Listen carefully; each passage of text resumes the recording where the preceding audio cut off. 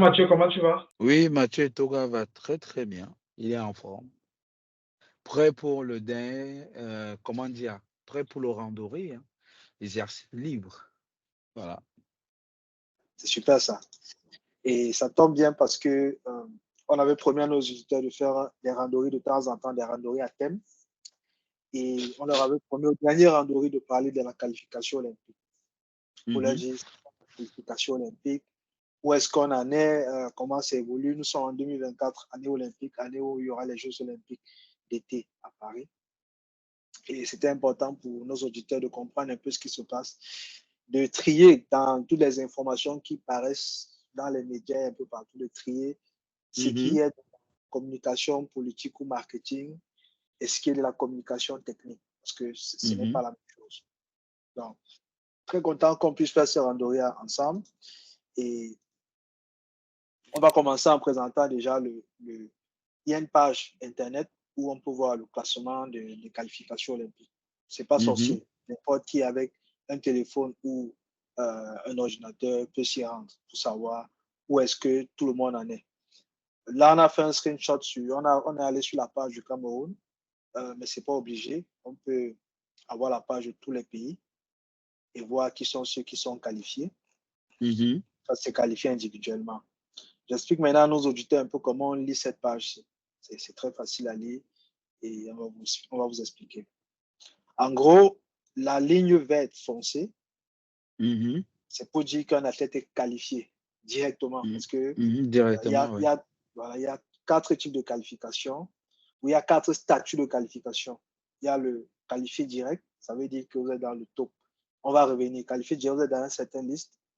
Et puis, vous pouvez aussi être qualifié direct, mais vous n'êtes pas le numéro 1 dans votre pays. Par exemple, là, on voit que chez les Canadiens, en moins 57, il y a Krista Deguchi qui est qualifiée direct, Mhm. qui a plus de points que la numéro 2, qui est Klimka Jessica.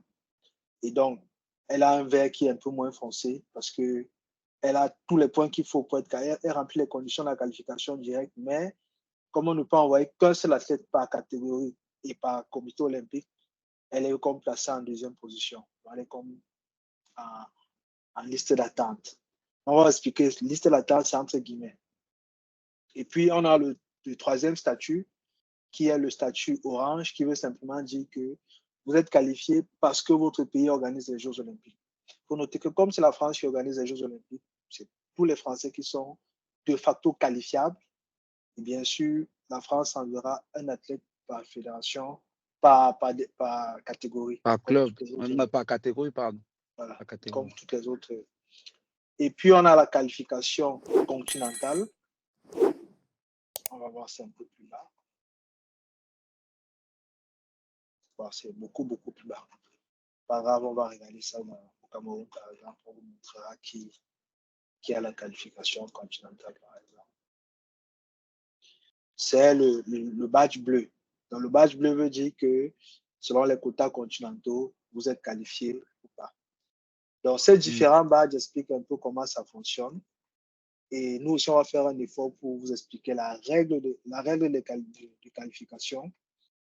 On va essayer de le faire de la façon la plus, comment expliquer ça, de la façon la plus, dé- dé- on va dire, La plus le terme simple. m'échappe, la plus simple possible, voilà. Je vais trouver un système en français, voilà, et on va l'utiliser. Donc, en gros, pour se qualifier pour les Jeux de la 33e Olympiade à Paris 2024, il y a 14 catégories comme d'habitude, et puis il y a une épreuve mixte. Ça, tout Et le monde par le sait. équipe. Mhm. Voilà, donc on est par équipe mixte avec 6 personnes, donc 3 filles, 3 garçons. Et bien sûr, on va en parler tout à l'heure. Maintenant, pour se Et qualifier, oui, vas-y, s'il te plaît. non, non, non, non, non, je disais qu'il OK, y a une particularité sur ces jeux-là, c'est qu'il y aura une parité, en fait. Il y aura 169 filles et 169 garçons. exactement, une parité exacte. C'est la première fois qu'on a une parité. Non, je crois que c'est la deuxième fois. À Tokyo, déjà, on avait une parité exacte. Une parité. Oui, on avait déjà la parité à Tokyo. C'était les premiers jeux de la parité. et puis les Jeux de Paris vont être dans la continuité. Maintenant, il y a plusieurs types de places qualificatives. On a 169 places de qualification donc, qui s'obtiennent par le circuit de qualification, le circuit IGF. On a 7 places qui sont données aux pays hôtes. La France a 14 places, 7 chez les garçons, 7 chez les filles, qui sont données aux pays hôtes. On a 15 places qui sont données comme des invitations. En gros, le principe aux Jeux olympiques, c'est que tous les comités olympiques doivent participer aux Jeux olympiques. Donc, il arrive qu'à la fin des processus de qualification normale, qu'il y ait des comités olympiques qui n'aient pas de qualifiés. En ce moment, on regarde les sports dans lesquels ils sont. Voilà, on regarde les sports dans lesquels ils sont à peu près compétitifs et on leur envoie les invitations. C'est ces invitations-là qu'on appelle les places d'universalité. Et puis, on a les places d'invitation pour l'épreuve par équipe mixte, pour compléter les équipements. On va expliquer un peu ça tout à l'heure. Donc, en gros, ça fait qu'on a 186 athlètes qui vont être qualifiés, donc qui vont être sélectionnés via le processus. Donc, 372 au total, 186 chez les hommes, 186 chez les femmes. C'est à peu près ça le nombre d'athlètes qui aura aux Jeux olympiques. Bien sûr, comme on disait tout à l'heure, un pays ou un comité olympique ne peut pas envoyer plus de 7 athlètes. Donc, on ne peut pas envoyer plus d'un athlète par catégorie. Ce qui veut dire que des pays comme le Japon qui ont peut-être une quarantaine d'athlètes qualifiables, donc qui peuvent être qualifiés, vont être obligés de choisir qui parmi ceux-là vont partir. Maintenant, au niveau des critères d'âge, ça aussi c'est important que les gens le sachent. Il y a depuis les Jeux de Londres, après les Jeux de Pékin, on a haussé un peu l'âge minimum pour participer aux Jeux. Bon, il y a eu beaucoup de scandales à propos des jeunes filles qui raflaient des médailles en gymnastique rythmique. Et puis, le CIO a rehaussé l'âge minimum pour être qualifiable. Donc là, on dit que les athlètes doivent être nés au plus tard le 31 décembre 2009. Ce qui veut dire que pendant les Jeux olympiques, voilà, ils auront 15 ans et demi à peu près.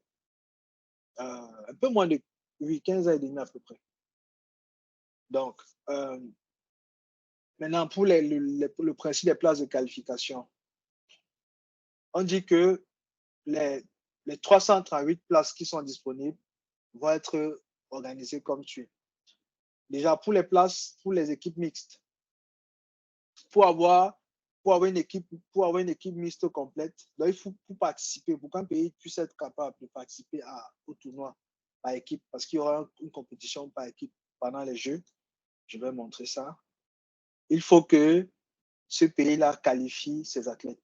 Bien sûr, vous pouvez, voilà. Donc, il faut que les athlètes soient individuellement qualifiés. Et bien sûr, vous pouvez participer avec une équipe qui n'est pas complète. Donc, là, c'est un tableau qui montre les pays qui sont qualifiés, donc qui ont une équipe complète de 6 judokas. Et puis, il y a d'autres pays qui ont beaucoup moins. Par exemple, l'Azerbaïdjan, le Canada qui n'est pas qualifié. Parce que, et tu sais, ce qui me fait un peu rire sur ce truc-là, les pays africains seront donc où alors par équipe? Nulle part. Voilà. C'est clairement l'équivalent d'un master bis en judo. N'est-ce pas? C'est oui, clair. Parce que, regarde, on est tous ici dans le dernier panier. 51 pays qui ne sont pas qualifiés, qui ont un seul lot. Parce que pour être qualifié, il faut avoir 6 lots. Il faut avoir 6 lots qui sont couverts. Les lots, c'est quoi? C'est que le premier lot, c'est les moins de 57. Donc, il faut avoir au moins une qualifiée des 57 au 48. Le deuxième lot, c'est les moins de 70. Donc, il faut avoir au moins une qualifiée des 70 au 57. Et le troisième lot, c'est les plus de 70. Donc, il faut avoir au moins une qualifiée des 70 au plus de 78. Donc, ça, c'est chez les femmes. Chez les garçons, c'est moins de 73. Donc, de 73 au moins 60. Moins de 90. De 90 au moins 73. Et plus de 90, donc plus de 90. Il faut avoir au moins un lot qui est rempli. Quand vous avez un lot, quand vous n'avez aucun lot, vous avez moins de qu'est-ce que je dis? Il faut avoir les silos qui sont remplis. Si vous n'avez pas les silos qui sont remplis, vous n'êtes pas qualifié. Donc, les catégories de poids qu'il y aura au jeu pour les équipes mixtes, comme je disais tout à l'heure, dans les moins de 57, 70, plus 70, comme on expliquait tout à l'heure. Et tous les CNO qui ont une équipe mixte complète, donc qui ont, comme je vous montrais tout à l'heure, les athlètes qui peuvent combler au moins les silos, peuvent s'inscrire. Donc, ça peut passer. Et maintenant, pour avoir les équipes, il faut que les athlètes se qualifient Se qualifie. via la compétition individuelle. C'est là où tu comprends qu'on ne joue pas dans la même équipe. Non, c'est comme deux ligues différentes. Donc, il y a les qualifications directes et les qualifications continentales. Bon, qualification directe, c'est assez simple. C'est qu'il faut être dans le top 17 chez les hommes et chez les femmes. C'est très simple. Dans le top 17 chez les hommes et chez les femmes. Alexis, j'aime quand tu dis ça. C'est assez simple. Il faut être parmi les 17. Oui, là, pas besoin de sortir la calculatrice comme quand on est au foot et tout ça. Non, c'est simple. Tu regardes ton classement, je suis 40e, je suis dans le top 17. Ça passe. Ouais. Maintenant, pour être dans le top 17, et tu n'es pas seul. Et si tu n'es pas seul, c'est ton comité qui va choisir. Ouais. C'est pour ça que tout à l'heure, je disais qu'on va un peu expliquer. C'est qu'en réalité, tu peux te retrouver dans la situation on avait tout à l'heure la situation, je vais revenir sur des Canadiennes à moins de 57, où tu as deux Canadiennes, et ce n'est même pas les seules. Tu as deux Canadiennes qui sont vraiment numéro 1, numéro 2, mais en réalité, il n'y aura qu'une seule qui va faire très, très fort. Elles sont très fortes. Les deux sont fortes. Et les deux sont une seule va faire les jeux. Oui, médaillables en or. Ce n'est pas que les deux peuvent aller chercher l'or. Les deux sont médaillables en or. C'est pas... Non. Dans ce cas, chaque fédération, chaque comité olympique décide de façon souveraine comment est-ce qu'il fait, il fait sa qualification, il fait sa sélection. Des pays comme le Japon font des tournois de sélection. Quand, par exemple, il voit qu'il y a deux athlètes qui ont un niveau comparable, donc très proche, et que en regardant la saison, ils n'arrivent pas à voir si l'un a une dynamique plus intéressante que l'autre. En ce moment, ils organisent un tournoi. C'est un peu discrétionnaire parce que ce n'est pas une règle absolue. Je n'ai pas envie de dire la sensation ou au feeling, mais ça dépend vraiment des athlètes. Non, ça dépend des athlètes. Et c'est même pas qu'au Japon, hein. Même dans les équipes comme la France, ils font des matchs. Oui, la France a commencé à faire les tournois, les combats de sélection. Ça n'avait pas été toujours le cas, mais je pense que depuis Tokyo, depuis Tokyo, parce que à Tokyo, Nomi c'était déjà présent. Je me rappelle, il y a eu un petit tournoi, je crois en 73. Il y a eu deux catégories. Il y a eu les combats de qualification. Non, mais Alexis, il faisait déjà les maths tests. Quand c'était chaud, entre et qu'il devait départager, il faisait les maths tests à l'INSEP. Enfin, ce n'était pas officiel comme la dernière fois. Parce que la dernière fois, c'était vraiment officiel avec l'arbitrage et tout ça. Hein. Ils ont fait une communication dessus. Mais ils ont souvent fait les maths tests pour départager deux athlètes qui ont à peu près le même niveau. Okay. Donc, c'est à peu près ça. Et puis, il y a des fédérations qui décident. Et ça peut même la même fédération qui, d'un côté, fait les matchs tests ou des tournois de qualif, de l'autre côté, décide de façon discrétionnaire que, bon, tel va partir. Il n'y a pas... on ne fait pas plus que ça. Des fois, pour beaucoup de raisons. Parfois, c'est qu'on se dit, peut-être le match test va fragiliser celui qui sera sélectionné. Parfois, on se dit, il y a l'un qui est comme qui fait rayonner le judo de ce pays à l'international. Donc, on va pas le décrédibiliser. J'imagine très mal la fédération française faire les matchs tests à TJ, même si quelqu'un d'autre est qualifiable. Parce que si on regarde dans les plus de 100 actuellement, c'est vrai que TJ est quasiment le seul. Le seul. Donc, il y a des situations où... Il y a quand même un athlète qui l'a battu au championnat de France. Oui. Mais sur la rank, il est inexistant. Je vois le numéro 1 sur la rank, c'est Meïté. En dehors de TJ. il y a un Joseph là, je sais, c'est Joseph Terek que je ne vois pas. Et Joseph Derek, justement, qui l'a battu. Oui, lui, et c'est pas la première fois. Je pense que Willow Vassi, il a déjà battu 2 fois. Il avait battu une fois, je pense, à un championnat par équipe. Un combat, c'était PSG Judo contre je ne sais plus quel club. Il avait battu. Et je crois qu'il a battu Teddy Riner 2 fois. Donc, ça, c'est vraiment la discussion de chaque comité olympique de choisir comment est-ce qu'ils vont sélectionner leurs représentants en cas de conflit de qualification. Donc, s'il y a 2 qui sont qualifiables, il faut choisir. Maintenant, pour les qualifications continentales, donc la qualification continentale fonctionne différemment. Dans ce sens qu'il y a des places de qualification pour chaque continent, chez les hommes et chez les femmes.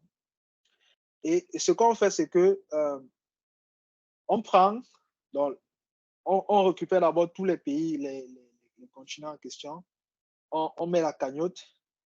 Et il faut savoir que après, il y a une redistribution parce qu'il arrive parfois qu'il y a des continents qui ne consomment pas toutes leurs qualifications continentales. Donc, qu'est-ce que je ne consomment pas toutes leurs qualifications continentales parce qu'elles ont beaucoup d'athlètes qui sont qualifiés directement. Il y a une redistribution des places restantes chez les autres. Pour ceux qui se demandent comment c'est possible, c'est très simple. C'est que l'Asie, par exemple, je vais essayer de chercher mon bord. OK. L'Asie a, par exemple, 43 fédérations. Il peut arriver que... Ah oui. Ils ont 43 fédérations. Donc, il peut arriver que 40 ou 35 athlètes se qualifient directement. Ça peut arriver, par exemple, supposons 3 par catégorie, ou même, disons, 3 par catégorie se qualifient directement. On se retrouverait facilement à même plus de 30. On sera à 30, disons, 42. OK? Donc, si on a 3 par catégorie, ça fait 42 athlètes qui sont qualifiés directement. Donc, le nombre de places, parce que pour 42 athlètes qualifiés directement, pour l'Asie, il resterait à peu près sur les 20 places ici. Donc, ils sont 43 pays, 42 sont directs. Donc, il y a un seul qui aura utilisé la continentale. Il va rester 19 places ici. Dans les 19 places que l'Asie a vont être redistribuées chez les autres. C'est pour expliquer aux gens pourquoi est-ce qu'on peut avoir un continent qui a des places continentales qui ne sont pas utilisées. Et pourquoi vous avez souvent remarqué qu'il y a souvent un peu plus de 24 personnes qui sont qualifiées continentalement en Afrique ou plus de 10 personnes en Océanie. Donc, ce sont des situations qui arrivent.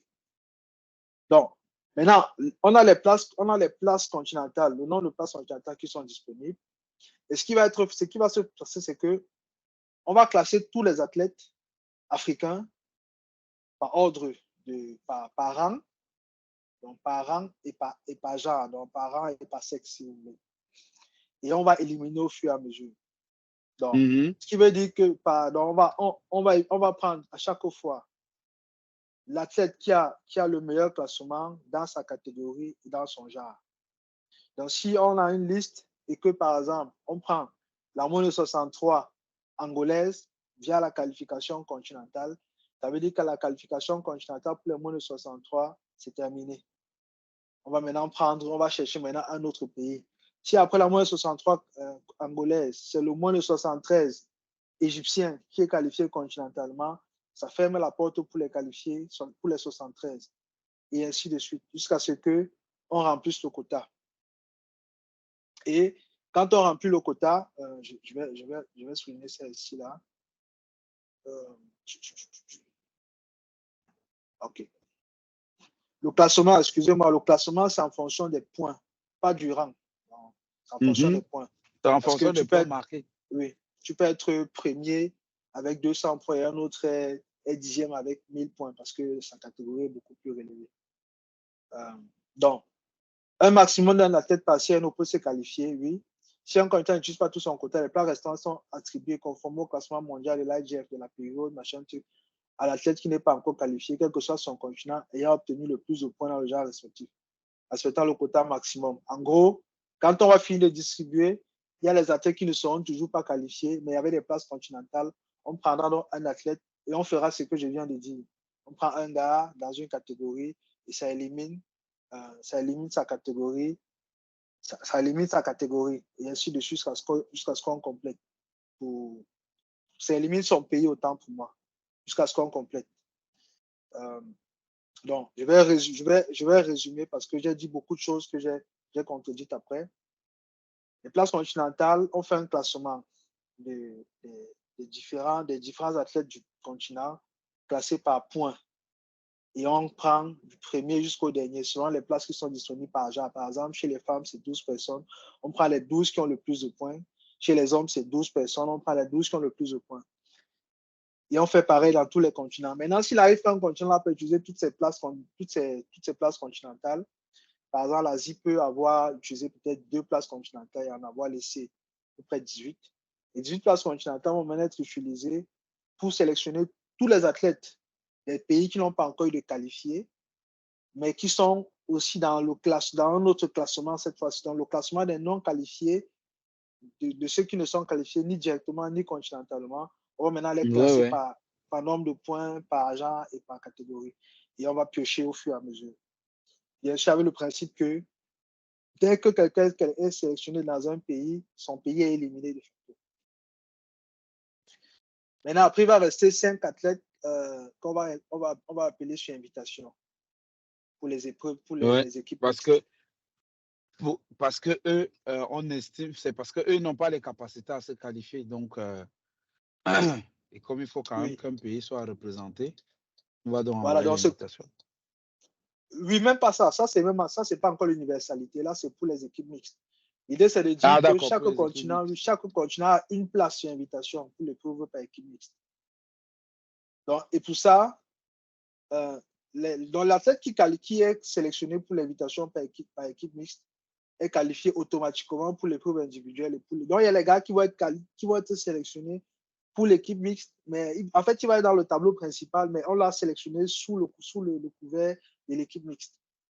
Maintenant, pour trouver le pays qui peut avoir cette place de qualification, il faut avoir les pays qui ont des athlètes qualifiés seulement pour 5 catégories au lieu de 6, premièrement. Donc, si par exemple, quand on dit 5 catégories, ce n'est pas 5 catégories, genre 60, 66, 73, non, c'est les lots, comme on a montré. Moins de 73, moins de 90, plus de 90. Donc, si tu as rempli 5 des 6 lots, parce que chez les filles, c'est moins de 57, moins de 70, plus de 70. Chez les garçons, c'est moins de 73, moins de 90, plus de 90. Donc, si tu as 5 des 6 lots qui sont couverts, tu es admissible.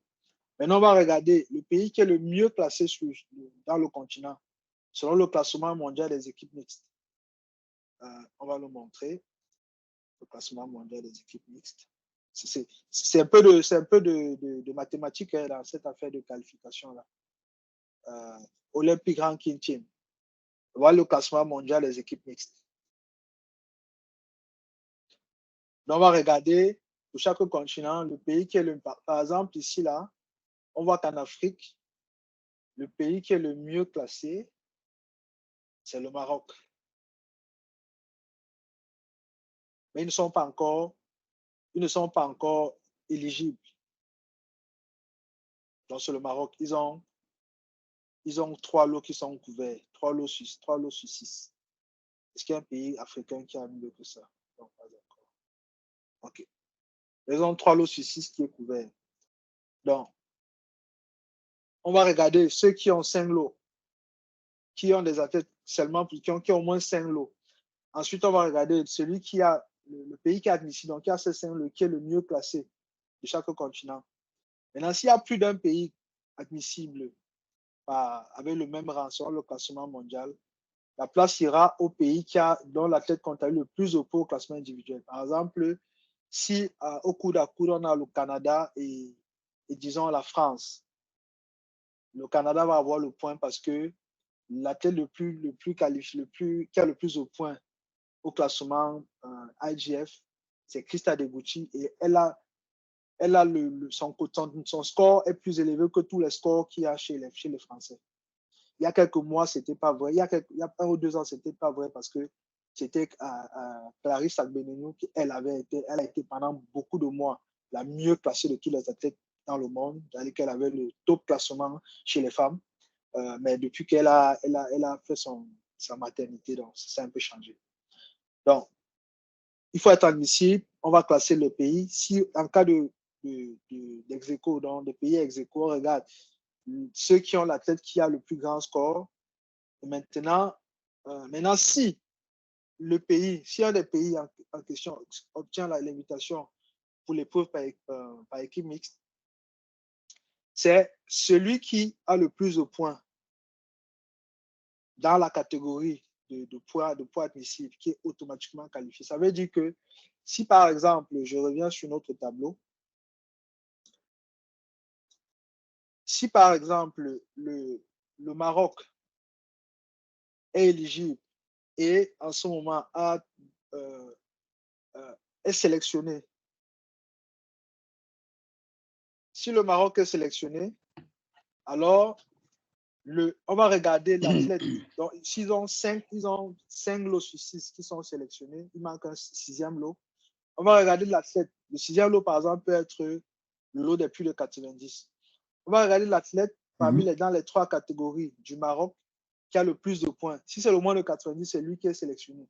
Si c'est le moins de 100, c'est lui qui est sélectionné. Si c'est le plus de 100, c'est lui qui est sélectionné.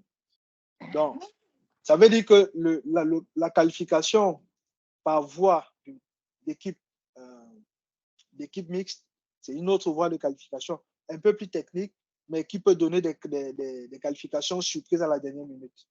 Mais il y a des gens qui vont être comme ça, on va les appeler pour leur dire que, gars, tu es qualifié pour les Jeux. On va dire comment ça? On dit non, parce que ton pays, l'Algérie, avait il y a 5 lots où vous pouvez manquer un 6e lot. Toi étant le moins de 81 qui a le plus de points, qui a plus de points que le 73, que le 90.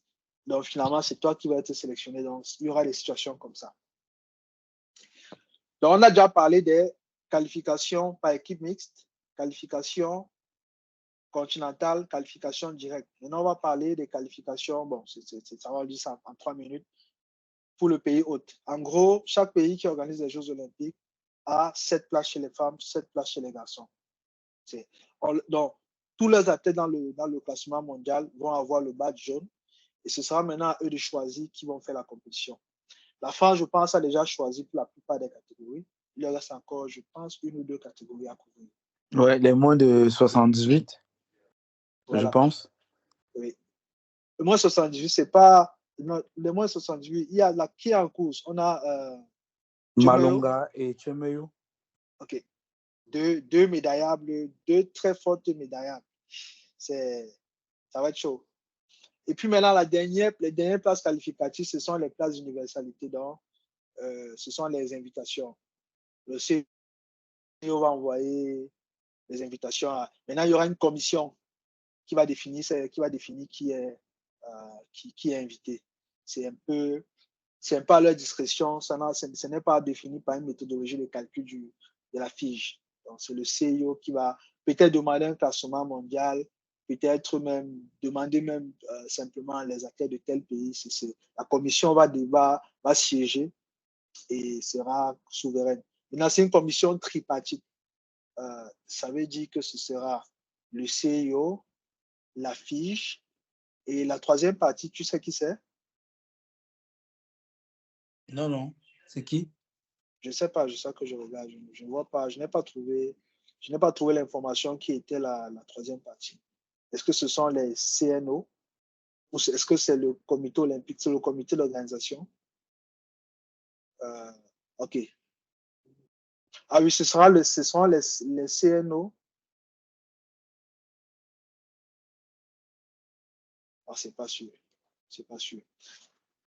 Et l'autre chose, c'est que pour être admissible à la demande d'universalité, il faut que les CNO envoient leur demande. Nous sommes aujourd'hui le 29 janvier. Ça veut dire que les CNO, pour le Cameroun, c'est le CNOSC. Le CNOSC est déjà supposé avoir envoyé la liste des athlètes pour lesquels il demanderait une invitation. À l'heure où on se parle. Ça fait 2 semaines que la liste doit être rendue dans la boîte à lettres du comité olympique.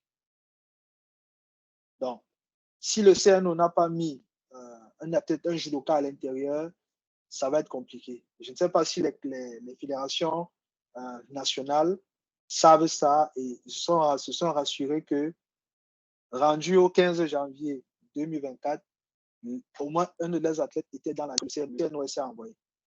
C'est très important. Parce qu'on ne peut pas donner l'invitation à un athlète dont on n'a pas demandé, on n'a pas fait la demande d'universalité. Le classement, le classement des Jeux Olympiques va sortir le 25 juin et ce sera le classement qui va compter pour les Jeux Olympiques. Maintenant, les CNO vont avoir quelques jours, vont avoir 5 jours, donc jusqu'au 2 juillet, pour confirmer les places obtenues, pour dire que oui, on confirme. Ils peuvent ne pas confirmer pour plein de raisons. Mais pour confirmer, en gros, pour les cas où, par exemple, où ça peut arriver que un CNO a décidé d'un athlète, par exemple, prenons le cas toujours du Canada, qui est un cas qui est facile. Le CNO a décidé d'envoyer Krista Deguchi, mais rendu au 25 juin ou même au 20 juin, Krista Deguchi s'est blessée, ce que je ne souhaite absolument pas. Alors, la liste sort le 25 juin, ou même elle se blesse le 26 juin. Le comité olympique canadien a le droit jusqu'au 2 juillet de dire, bon, ok, finalement, voici la personne qu'on va envoyer dans la catégorie de moins de 57. Toujours sous réserve du règlement de qualification. Ça veut dire quoi? Ça veut dire que, contrairement à avant, quand je dis avant, c'était jusqu'au jeu d'Athènes. Les qualifications étaient, on ne qualifiait pas un athlète nominativement, on qualifiait une catégorie pour un CNO, pour un comité olympique. Donc, quand tu faisais la qualification, si tu as moins de 66, tu fais la qualification, tu obtiens la qualification, alors la qualification, c'est pour les moins de 66 de ton pays. Après, c'était libre à ton comité olympique d'envoyer qui il veut à moins de 66. C'était une place ouverte pour les moins de 66. Donc, si jamais tu te blessais, on pouvait envoyer un autre moins de 66 te remplacer. Aujourd'hui, ça ne fonctionne plus comme ça. Aujourd'hui, si tu te qualifies, si Alexis se qualifie pour les Jeux à moins de 66, je ne fais plus cette catégorie, je vous rassure, et que Alexis se blesse, la seule façon de me remplacer, si j'avais la qualification directe, serait de trouver un moins 66 Camerounais qui est aussi qualifié direct, qui peut me remplacer. En dehors de ça, c'est une place qui est perdue. Ça, c'est pour rappeler comment ça fonctionne. Maintenant, si on dit si une place allouée n'est pas confirmée avant le délai, avant le 2, ou est refusée par le CNO, elle sera attribuée comme ça. La place sera réattribuée à l'athlète admissible dans le mieux classé, dans la même catégorie, quel que soit son continent. Par exemple, Alexis s'est qualifié en moins de 66, il s'est blessé. On n'a pas un autre qualifié, direct. Donc, on a déjà un qualifié continental. Donc, ce qui va se passer, c'est que ma place va maintenant être remise dans un panier et on va chercher quelqu'un qui n'a pas encore été qualifié dans un pays qui n'a pas encore été qualifié dans une catégorie de poids et on va lui donner ça. C'est vraiment ça, on rebat les cartes. Donc, les malheurs des uns peuvent faire le bonheur des autres. Donc, c'est à peu près ça le principe de la qualification. Et puis, il faut connaître les périodes. Donc, la période de qualification a commencé le 24 juin 2022, ça se termine le 23 juin 2024. Et le 24 juin 2024, le 25 juin 2024, 2 jours plus tard, la liste sort. La fiche confirme au comité olympique les places qualificatives le 25 juin, le même jour. La commission tripartite confirme aussi l'attribution des places. Donc, on sort aussi les places de l'universalité le même 25 juin. Et jusqu'au 2 juin, les CNO doivent confirmer l'utilisation des places attribuées. Et maintenant, le 3 juillet, en fonction des confirmations des informations, on redistribue, on réattribue.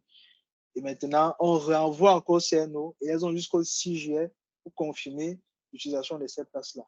Maintenant, le 8 juillet, c'est la date limite des inscriptions pour les Jeux Olympiques. Donc, si vous n'avez pas encore été impliqué jusqu'au 8 juillet, les Jeux Olympiques, c'est mort pour vous. Et puis, les Jeux vont commencer le 26 juillet, c'est terminé le 11 août. Donc, c'est à peu près ça, dans le sens de la règle, le principe de qualification olympique. Est-ce que tu avais un mot à dire par rapport à ça, Mathieu? Non, je n'ai pas un mot spécifique. Ce que je peux dire, c'est que nous voyons comment la Fédération internationale de judo travaille en toute transparence. Et il y a, dans notre échange, il y a quelque chose que tu as eu à dire qui est très important. C'est l'athlète même qui se qualifie. Il se qualifie tout seul. Donc, la ranking list est là.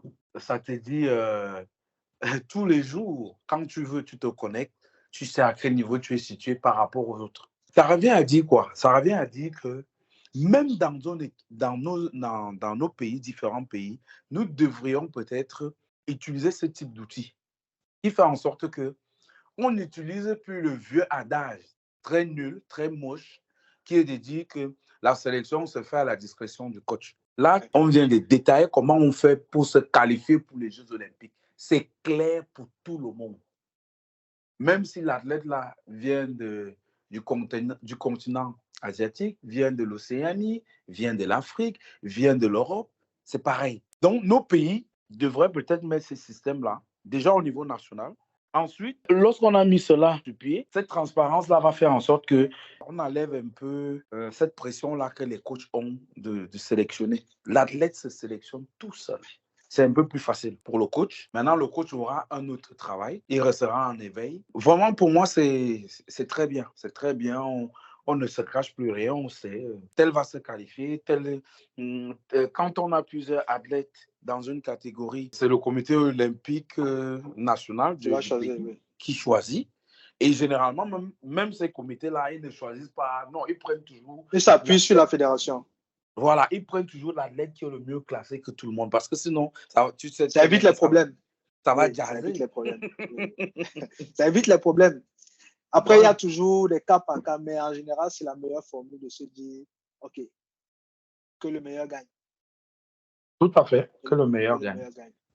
Et là, la carte que tu vois, ça montre un peu, on a essayé de faire un peu de statistiques. Un grand merci à Cédric qui nous a aidé pour la partie statistique pour ce rendez-vous.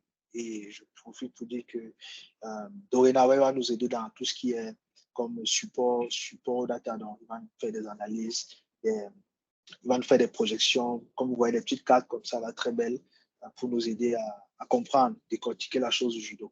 Là, c'est les qualifiés directs. Actuellement, 2 pays ont des qualifiés directs. Le Maroc qui en a 2 et la Guinée qui en a 1. La Guinée-Bissau, pas la Guinée équatoriale.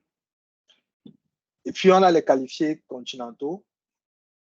Il y en a plusieurs. C'est tout ce qui est en vert, là? En vert clair? Oui, tous, même l'Algérie. L'Algérie, comme étant le numéro 1, il est en gris. Tous ceux qui sont en vert sont ceux qui ont des qualifiés. Et dont le meilleur est toujours en gris. Et ça, c'est pour le continental. Ça veut dire que le Maroc a un continental, bien sûr, parce que ils ont. En fait, le continental, c'est tout le monde a 1. Parce que je vois Algérie 2, donc c'est 1. C'est 1. Parce que le principe des qualifs continentaux, c'est que tu en as 1 par pays. Donc, ça, ce sont les pays qui ont des qualifiés continentaux. Autrement dit, aujourd'hui. Ah, justement, Alexis, quand tu parles de ça, j'ai lu ce truc-là. Et je disais, mais ils disent que un pays ne peut pas avoir plusieurs qualifiés continentaux, mais on voit que plusieurs, dans ce cas-là, c'est ça que je n'ai pas bien compris dans leurs règles. Parce que l'idée, c'est vraiment les Jeux Olympiques, c'est de faire en sorte qu'il y ait le plus de participants possible. C'est pour ça qu'ils ont mis plusieurs paliers. Tu qualifies directement. Après la qualif directe, on distribue les continentales. Et on n'en distribue pas beaucoup. Hein. L'Afrique a 24 places continentales pour 54 fédérations.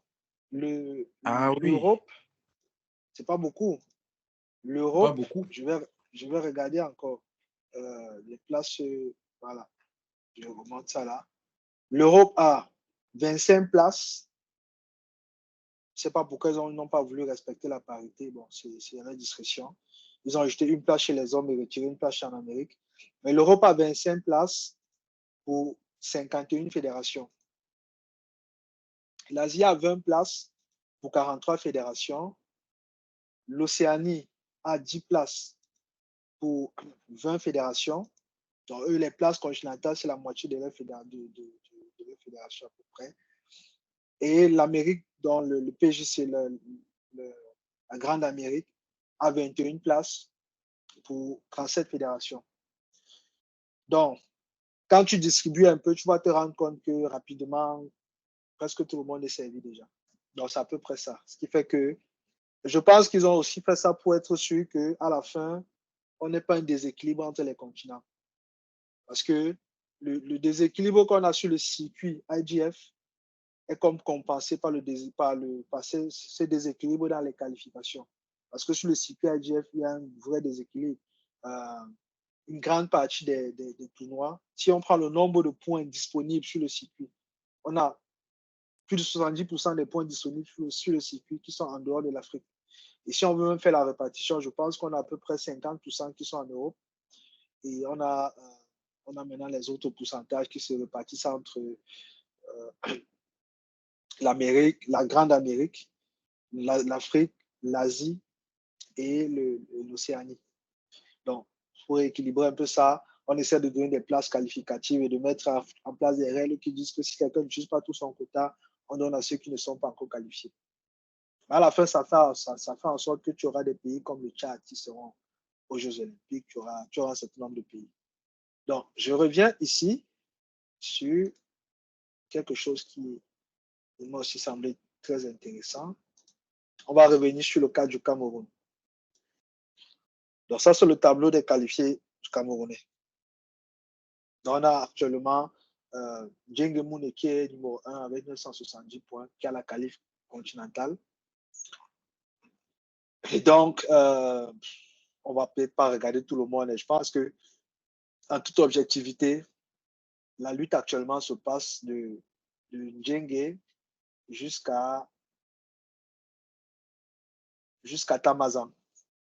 Mhm. Parce que il est difficile de croire que un Kumbala peut inverser la tendance. Pourquoi je pense qu'il est difficile de croire ça? Toujours, on a essayé de dresser un peu la dynamique des différents athlètes en question pour voir comment est-ce qu'ils évoluaient ces dernières années. Donc, quand tu regardes la dynamique, tu vois par exemple que chaque athlète représente une couleur. Ce Pimbela a le gris, Audrey et toi le vert, le turquoise. Papa Mathia le rouge, Georgica le jaune, Kumbala a aussi une autre nuance de gris et Tamazan a une autre nuance de bleu, un bleu beaucoup plus pâle. Et tu vois que la dynamique montre clairement que deux signaux se démarquent. Le signal jaune qui est constant, le signal rouge qui est constant et le signal bleu clair. Donc, le signal de Tamazan. Donc, quand on regarde la dynamique de progression de ces athlètes, il apparaît clairement que ceux qui sont sur une bonne dynamique sont Georgica, Baba Mathia et Tamazan. Ils sont sur une forte dynamique parce qu'on voit comment leur courbe est assez présente quand tu regardes ici. Mais en plus de ça, les amplitudes sont bonnes. Les amplitudes sont bonnes, ça veut dire qu'ils gagnent beaucoup de points. Tu as une courbe comme celle d'Audrey qui était très forte au début, qui s'est atténuée. Donc, ça veut dire qu'elle est en perte de vitesse. La courbe montre qu'elle est en perte de vitesse.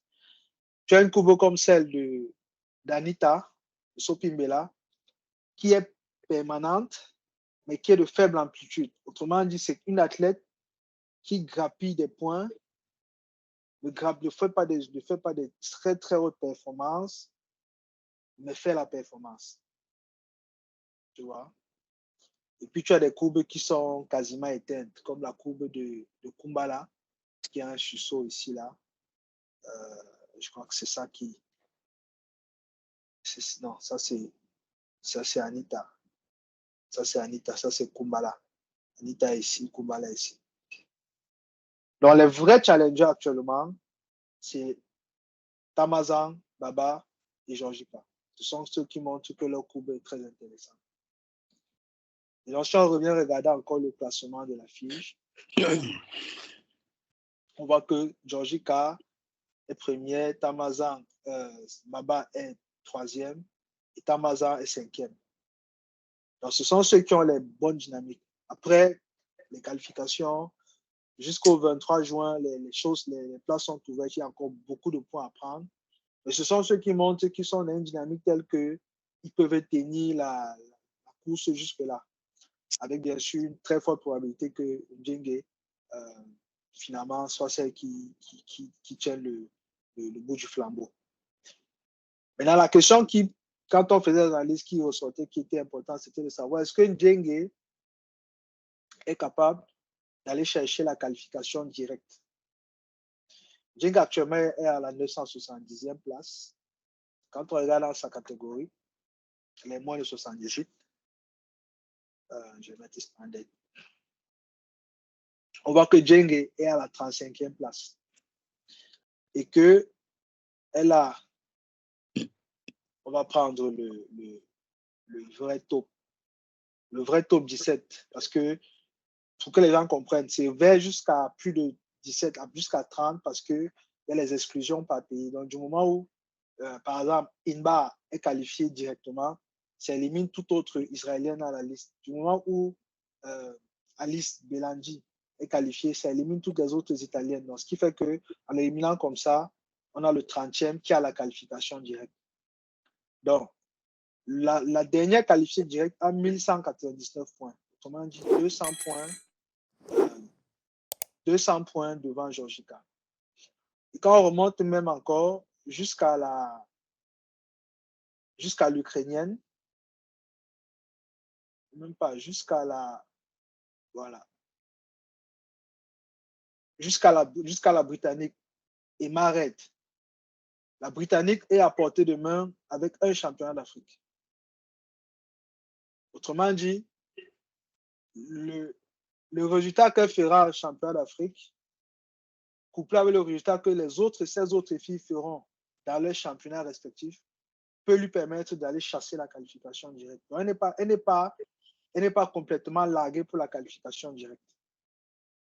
Il faut noter qu'elle est 35e avec la Française qui est 33e et qui ne compte pas parce que, en fait, elle est faussement 35e parce qu'on doit enlever, de toutes les Françaises, on doit enlever toutes sauf une. Il va rester 1, 2, 3, 4. Ça fait 4 qui vont partir. Donc, virtuellement, elle n'est pas 35e, elle est 31e. Donc, ce qui fait qu'elle n'est pas si loin que ça de la qualification directe. Elle est à une médaille d'argent de la qualité directe sous réserve de ce que les autres filles vont faire. Maintenant, au-delà même de la médaille d'argent au championnat d'Afrique, si elle fait maintenant des performances dans d'autres tournois, alors en ce moment, elle peut aussi se qualifier. C'est pour dire la qualification directe est à sa portée. On va aussi regarder l'autre Camerounaise, Baba Macha. Baba Macha est à 607 points. Bon, allons-y déjà avec Sophie Mbella. Sophie Mbella a 628 points dans les plus 78. Elle n'a pas la qualification continentale, mais est-ce qu'elle peut viser la qualification directe? Parce que ce n'est pas impossible de quitter de pas de qualification à la directe. C'est très possible. Il faut regarder maintenant à quel niveau elle se situe. Sophie Mbella, elle est 44e. Elle a 628 points. Première non qualifiée, c'est la Russe ou la Biélorusse, je ne sais plus très bien, qui a 1200 points. Donc, elle a 600 points à peu près. Autrement dit, pour attraper la première qualifiée directe, il faut que Sophie aille chercher la médaille d'argent continentale. Donc, c'est un peu plus difficile pour elle parce que ça veut dire que le minimum qu'elle puisse faire, c'est de faire une finale continentale. Qu'est-ce que toi, tu en penses? Bon, j'aime pas cette vision des dernières minutes que nous avons toujours. C'est-à-dire que tu as donc vu ce que nous faisons, les si, et si on va là, et si on va là-bas, alors qu'on a bien commencé il y a 2022, 2022 pour 2024. Le dernier championnat d'Afrique, c'est au mois d'avril. Et là, par exemple, il y a encore il y a le Grand Prix du Portugal, il y a le Grand Slam de Paris qui marque des points. Et nous, on n'est pas là. On n'est pas là. Le Grand Prix du Portugal qui est déjà passé. Oui, qui est passé le week-end dernier. Oui. Et là, le week-end prochain, c'est le Grand Slam de Paris. Oui. Et tout ça, c'est des compétitions qui marquent des points. Bon, c'est vrai que vu comment tu as présenté la chose, on n'est pas loin d'une qualification directe, mais ça ne va pas être facile. Ça va être très difficile. Nous attendons toujours la dernière minute. C'est pas bien, c'est pas bon. C'est en début de l'Olympiade qu'on doit avoir des athlètes sous la main et on commence à miser sur ces athlètes-là parce qu'on sait ou on pense qu'ils ont des capacités à se qualifier. Pas toujours attendre la dernière minute. Bon, moi, je pense que Georgie On va regarder ceux qui sont. Je pense que Georgie va se qualifier. Je pense, de ce que je vois, je pense qu'elle peut garder la qualification continentale. Pourquoi pas aller chercher la qualification directe? Mais ça va être difficile. C'est pas quelque chose qui est... Bon, on verra. Soit dit en passant, Georgie n'est pas inscrite au Grand Chelem de Paris. Non, elle n'est pas inscrite. Il n'y a qu'un seul inscrit, Budin. Budin. Bon, parce que c'est un local. Ah ouais? D'accord. Le grand Boudaï. Oh, mais lui, ouf. Donc, c'est l'équipe de quoi? On sélectionne pour la performance ou on sélectionne parce que tu es local? C'est la question qu'il faut se poser. Parce que, donc, ça veut dire que si moi, j'avais les affinités avec le président de fédération, je serais inscrit. Tu peux. Et, aïe, aïe, aïe. Quitte à aller mourir là-bas. Parce que le niveau est tellement élevé que... Oui, parce que là, c'est... Je suis désolé. Non, mais c'est ça, c'est compliqué parce que... C'est moins de 90, c'est moins de 90. Non, on l'engage au machin, mais non, je suis désolé pour lui, mais j'ai pas envie d'être très dur avec lui, mais il n'a pas de niveau, je suis désolé. Il n'a pas de niveau. Il n'a pas montré la consistance qu'il faut à ce niveau-là. Je pense que c'est quelqu'un qui aime beaucoup le judo, ça on doit le lui concéder. Mais est-ce qu'il a un environnement qui lui permet de faire le haut niveau? Est-ce qu'il a cette envie de faire le haut niveau? Parce qu'il y a une grosse différence entre aimer l'environnement et avoir envie de performer dans l'environnement. Mais tu as vu même au championnat d'Afrique, hein? Même au championnat d'Afrique, il perd. C'est ça, c'est ce que je dis. Il perd au premier combat. Même quand il va même... je ne sais même pas s'il a fait des African Open, je ne sais pas. S'il en a fait là. Donc, les tournois qui restent, il n'en reste pas beaucoup en réalité. Non, il reste plus beaucoup. Jusqu'au 23 juin, on a le Grand Chelem de Paris, on a l'African Open de Tunis. Ouais, Tunis, oui, j'ai vu. On a Bakou. Bakou marque des points? Oui. C'est en février. C'est 2 semaines après Paris. Je n'ai pas regardé le calendrier. C'est ça que je suis en train de montrer là. On a le Grand Prix de Bakou, le Grand Chelem de Bakou en février. On a l'African Open d'Alger, toujours en février. Mais le problème maintenant, c'est que tu ne peux pas faire l'un et l'autre. Tu choisis soit Bakou, soit Alger. Parce que les deux se passent quasiment au même moment. Mais Bakou a plus de points que Alger. C'est un grand chelem, c'est clair. Ben oui. Mais le problème de Bakou, c'est que c'est un grand chelem relevé. Donc, est-ce que tu as le niveau pour passer un tour là-bas? C'est souvent ça le calcul. Est-ce que tu peux passer un tour? Est-ce que tu peux passer 2 tours? Il est possible que tu ne puisses pas passer 2 tours à Bakou, mais que tu puisses faire médaille d'argent ou médaille d'or à Alger. Donc, c'est souvent le calcul, selon la catégorie. On a Alger avec les Algériens, ils vont mettre 2 ou 3 par catégorie. Je crois qu'ils ont le droit jusqu'à 4. Ouais. On a l'Open de Varsovie en février, toujours février, c'est un mois très achalandé. On a le Grand Chelem de Tashkent en mars. On a le Grand Prix d'Autriche. On a ce qui va compter. Non, il y a quand même encore des compétitions. Hein. Les Grands Prix, Grand Chelem, ça marque. Il y a au moins 4. En termes de Grand Chelem, il y a Paris, il y a Bakou, il y a Tashkent, il y a Tbilissi, il y a Antalya. Ça fait 5 Grands Chelems, je pense. Ah oui. Paris, Bakou, Tashkent, Tbilissi et Antalya. Donc, ça fait 5 grands chelems qui sont disponibles. Comme Grand Prix, il reste Autriche. Autriche, il y a... on a raté, c'est le Portugal, c'est déjà passé. Il reste Autriche. Il y a Dushanbe au Tadjikistan, Dushanbe, aussi comme Grand Prix. Et puis, il y a Abu Dhabi. Non, Abu Dhabi, c'est le championnat du monde. Il y a même 7 grands chelems. Il y a le grand chelem d'Astana. Bon, ils appellent ça Kazakhstan Barizi. Mais c'est le grand chelem d'Astana en mai. Et puis maintenant, tu as l'American Open, Pan American Open de Guayaquil en Équateur. Tu as les championnats du monde à Abu Dhabi. Donc, c'est là qui ça clôture pratiquement parce qu'après les championnats du monde à Abu Dhabi, qu'est-ce que tu as encore comme compétition? Tu as le. Bon, tu as donc vu que. Sarajevo. Tu as donc vu que les athlètes que tu citais là, eux, ils vont encore marquer des points.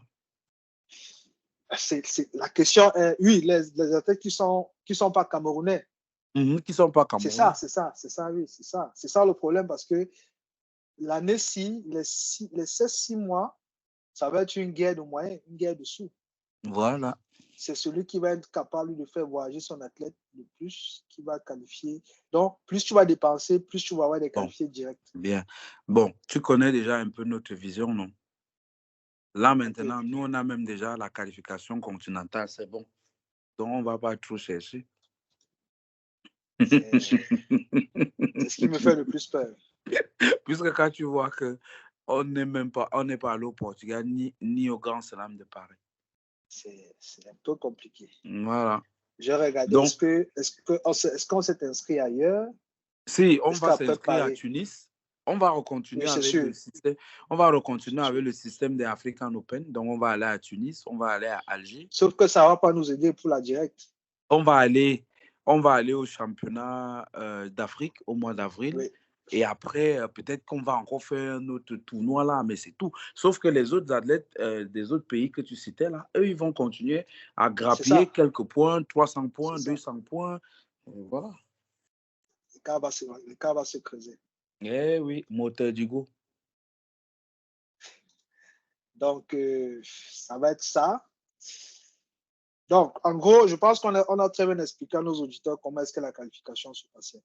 Comment est-ce qu'on faisait pour se qualifier, la qualification directe, qualification continentale, la qualification pour le par équipe mixte, la qualification par invitation, universalité. On a expliqué que quand le nombre de places pour les qualifications continentales ne sont pas utilisées, il y a des places qui sont non redistribuées. On a expliqué que si jamais les comités olympiques ne confirment pas des places, ces places sont remises dans le panier pour être redistribuées. Donc, on espère vraiment que nos auditeurs aujourd'hui comprennent très bien comment ça se passe. Ne se laissent pas avoir en se disant qu'il suffit de faire 17 Open, puis on sera qualifié, on aura les qualifications directes. Ça ne fonctionne pas comme ça. Et comme ils peuvent le voir sur l'image qu'on montre, on ne prend pas tous les points. Parce que quand on dit Georgie a 970 points, ça ne veut pas dire qu'elle n'a fait que le total de toutes les compétitions qu'elle a fait, c'est 970 points. Non, ce n'est pas ça.